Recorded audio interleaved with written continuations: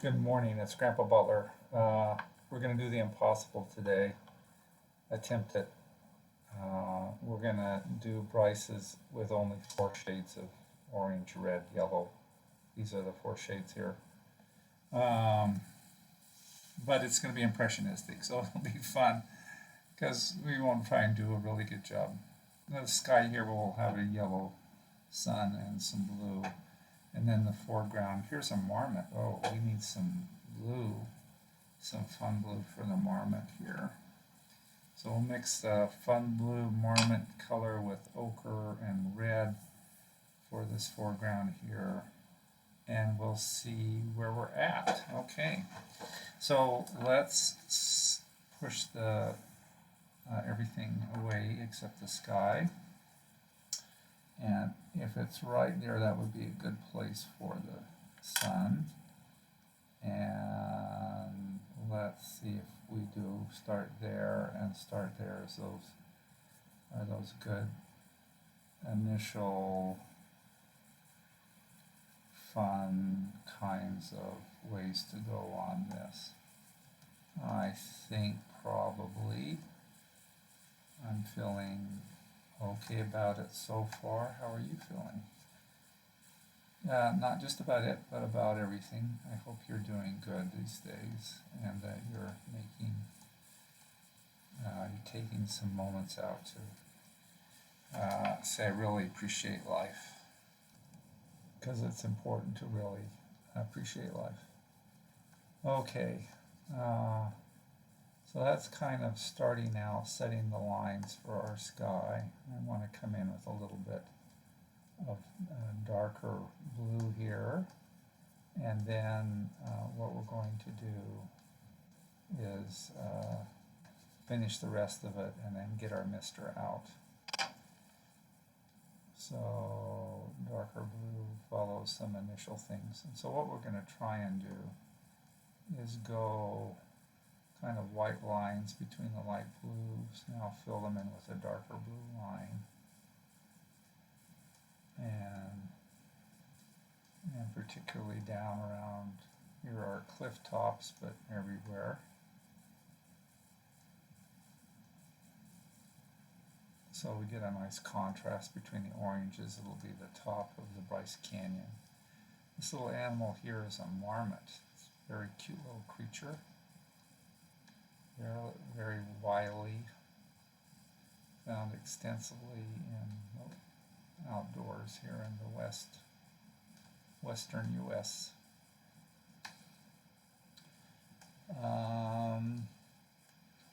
So our strategy is, it's been recently when we've started doing these kind of impressionistic like drawings, is to put our lines down and then mist it and then come back with our brush and seeing it. If you mist it and leave it, then you get that kind of Van Gogh look. But the downside of that is you really have to fill in all the white spaces. So you have to spend a lot of time drawing it in a kind of bookkeeping fashion. But if you mist it and leave some of it like that, but the rest of it you decide to brush up, then you can do that pretty easily. So here we are, we're going to do some lighter colors here. Just the faintest hit of yellow here on our foreground, and come back here and on the top of these, especially right here, will contrast with the canyon that's opposite over there. And probably it would be fun if we had even more contrast around the marmot, so we'll put some yellow on the sunny side of that marmot. Okay. And streaks of yellow going up and down here. Now the strategy here is to kind of come back and fill in these in an impressionistic way, working from left to right with lighter and then darker colors. And I'm stroking here and kind of the way that you see the rock formation. And maybe we'll do some horizontal stroking there to create a little bit of difference. And then come down here. Okay, so a lot of that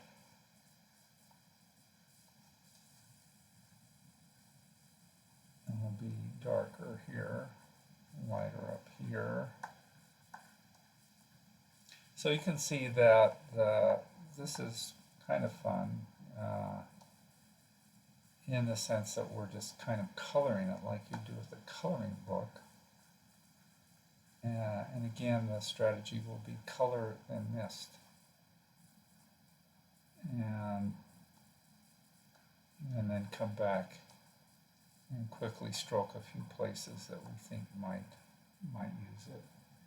So I think we're kind of done with that one. Now we're coming down with a darker orange. And this darker orange is going to be in here. And a few strokes around the outside there to contrast with what's in the back.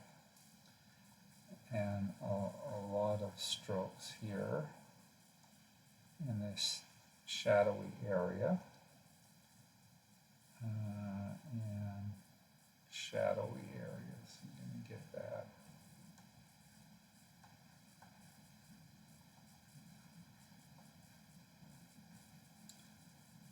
And again, we'll mist it and see what needs to be. Colors need to be left alone, and these Van Gogh-like strips of color and what needs to be kind of carried through.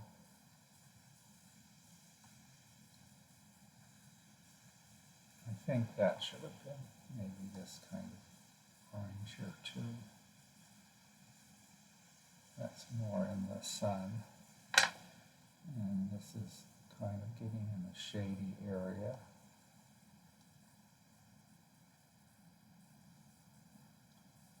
Okay, and this background is in the distance here. It's pretty sunny.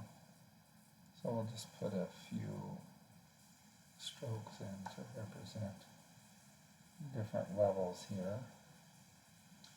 And then finally a kind of darker one on this side here and there.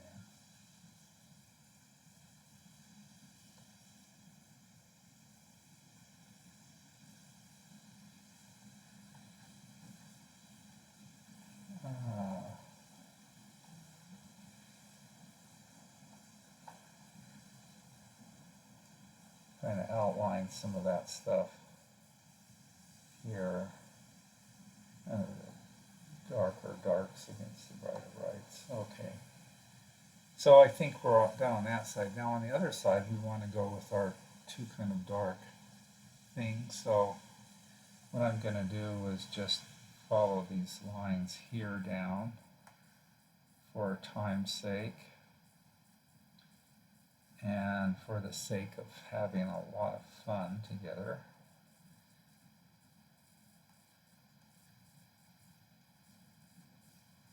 And then I'll just come down and stroke the other darker. So this is a foreground kind of thing sticking out there.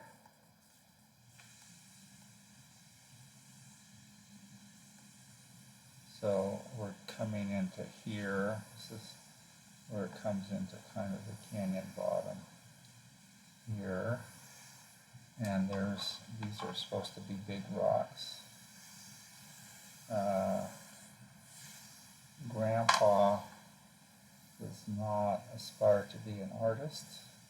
He aspires to be fun, and it's pretty obvious that he's not the greatest artist, but you know, having fun is pretty important too. So we're coming here with these strokes here. And maybe the way we're doing them, you can tell that's a different surface sticking out there. Okay.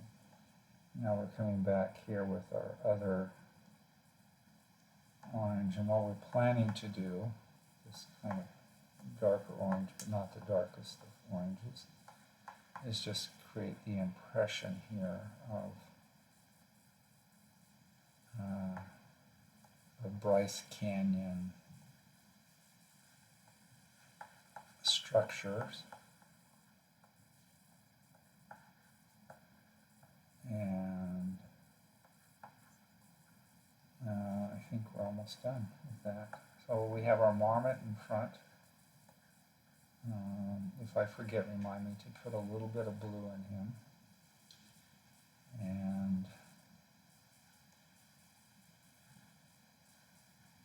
so these are up and down structures, kind of, you see that in the fine detail, and so we're going to try and create that impression by doing mostly up and down strokes on there. Foreground.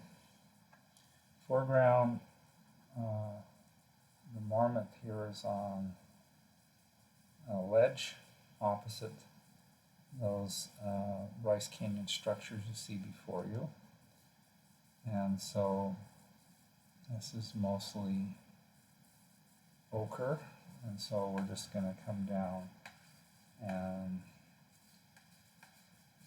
give it some of that strokes, but there is little bits of shadow where the marmot has run before, little bits of stone and dirt together. So how about little bits of shadow here, a little bit of shadow going over here as if the marmot would run along here and along here.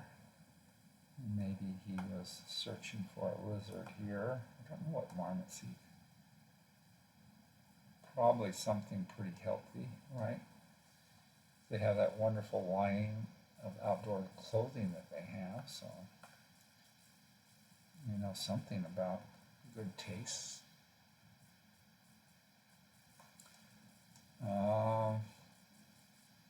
And here we go.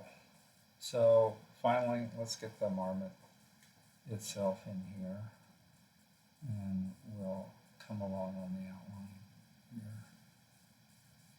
And I don't know if that is there, but we'll make it dark. Oh, it's a stone underneath that ledge. Okay, should be dark then. Here, the marmot here is kind of the color of its surroundings, which is this kind of beautiful ochre kind of color. It does have bits of blue in its fur, and maybe it's a male and it needs the blue to attract females. I don't know. I have not been invited to any of their dances. So I don't know exactly how that works. We'll put some dark blue up here for here and here.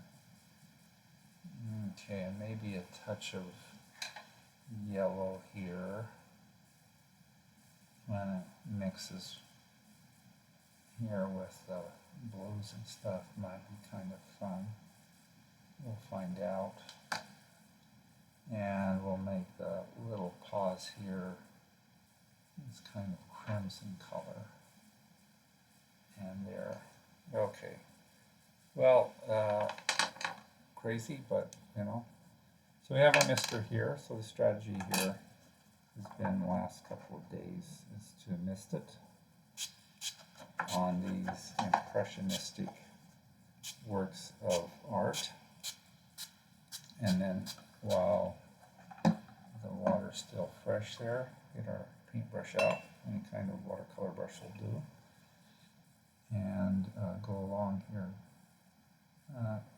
Grandpa's got to find a better way of doing this, in the sense that once I miss the whole thing, I can't put my hand down to steady it.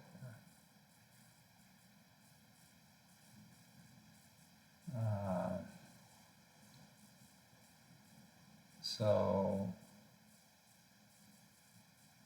this style of watercolor painting, using the watercolor crayons. The watercolor crayons are very ecologically sound, in the sense that you waste very little water in doing it, and they're very portable. So that Grandpa takes them when he goes backpacking and hiking.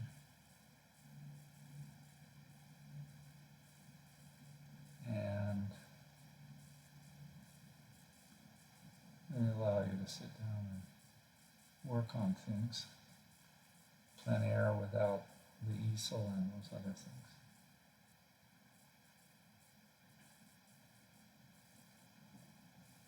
So, okay, there's sky enough.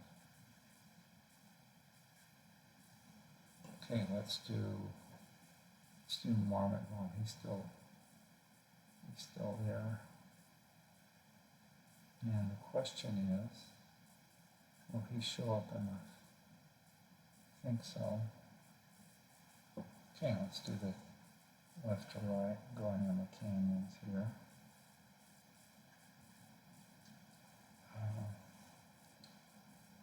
And I think mostly I'm leaving the pigment. What I want to do is touch up especially the upper decks here of the picture, so we fill in color.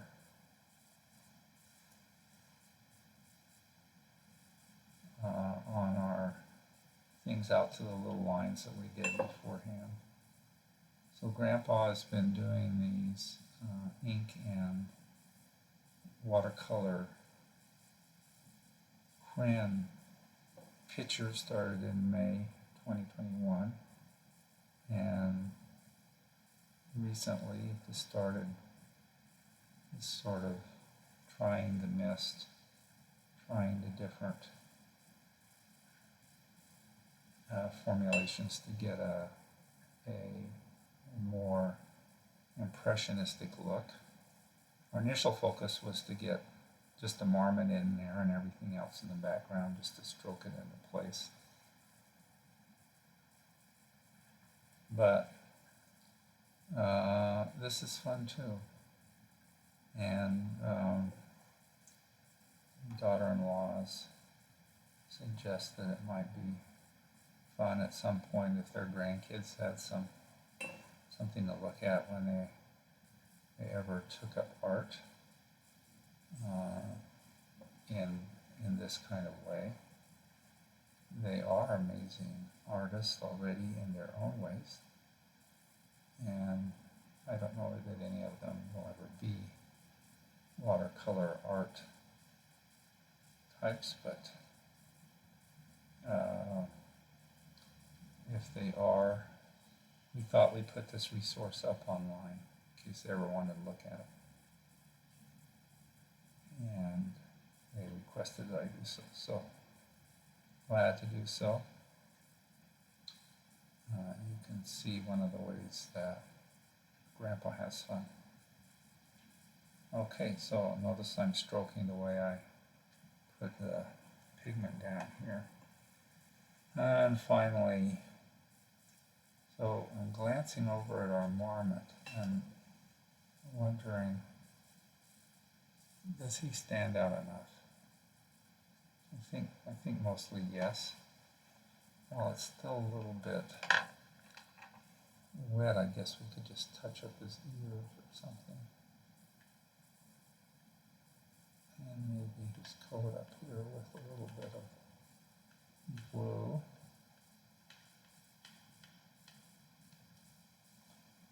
And that's okay. It doesn't make it any worse. I'm not sure I made it all that better, but I'll know soon enough.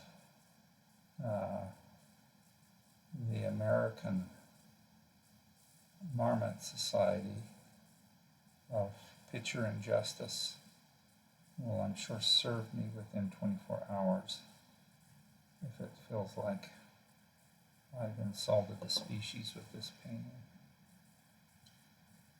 But thank you for being with me while I was having fun doing it.